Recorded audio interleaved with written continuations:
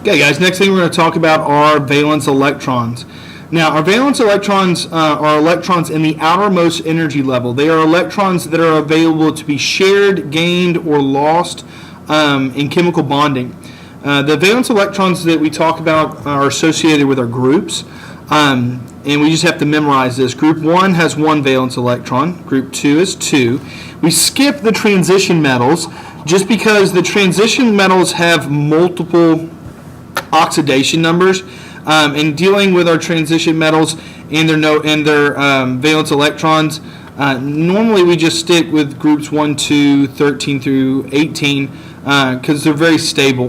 They're not going to change on us. So usually we don't put exact numbers with our transition metals. But when we scoot over to 13, we see that it has 3, 14 has 4, 15 has 5, 16 has 6, 17 has 7, and 18 has 8. Okay, and these are the valence electrons that we know, and they're not going to change on us. They're going to stay the same.